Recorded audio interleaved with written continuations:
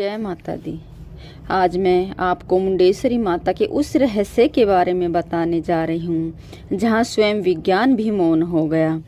बहुत समय पहले की बात है, जब सतयुग अपने उत्कर्ष पर था, तब पृथ्वी पर ना धर्म बचा था, ना संयम, ना ही मर्यादा। असुरों ने यज्ञों को नष्ट कर दिया था, संतों के आश्रम जला दिए गए थे और वेदों की ध्वनि की जगह अब हिंसा की चीखें सुनाई देती थी। देवताओं ने इंद्रलोक से देखा तो भयभीत हो उठे। यदि यह पृथ्वी इसी मार्ग पर चली तो समस्त सृष्टि का संतुलन बिगड़ जाएगा।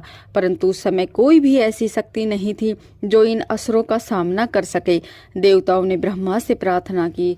ब्रह्मा ने आंखें मूंद ली और कहा, पृथ्वी को अब उसकी आदि शक्ति की आवश्यकता है, वही शक्ति जो सृजन, संहार और कल्याण तीनों कर सके। उसका नाम है मुंडेश्वरी माँ। इसी निर्णय के साथ एक तपस्वी आरसी ऋषि च्यवन को आदेश मिला, गया की सीमाओं में एक ऊर्जा बिंदु है जहाँ आदि शक्ति की लहरें आज भी सोई हुई है। वहाँ एक मंदिर का निर्माण करो और उसे जागृत करो। जब मुंडेश्वरी माता का मंदिर किसी साधारण स्थान पर नहीं, बलिदान की भूमि पर बना। आरसी ऋषि च्यवन जब पर्वतों की श्रृंखलाओं को पार करते हुए कैमूर की पहाड़ियों में पहुंचे तो वहां उन्हें एक स्थान मिला जहां भूमि पर हर रात रहस्यमयी अग्नि प्रकट होती थी और हर दिन होते ही वह अग्नि मिट जाती थी।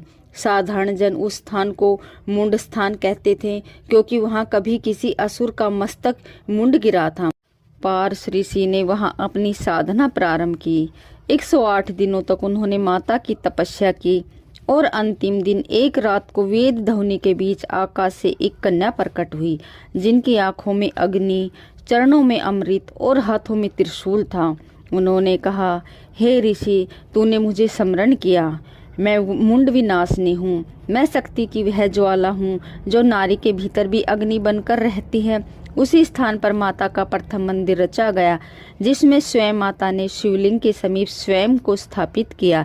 यही वह कारण है कि यह भारत का पहला ऐसा मंदिर है जहां देवी और शिव एक साथ पूजित हैं।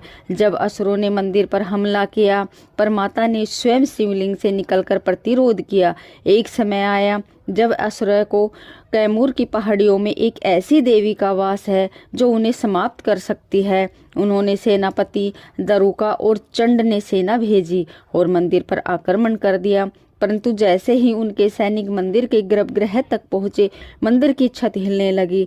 शिवलिंग से एक प्रकाश निकलकर अलग हुआ और वहां देवी ने स्वयं अष्टभुजी रूप में प्रकट होकर कहा, यह स्थान मेरी ऊर्जा का केंद्र है।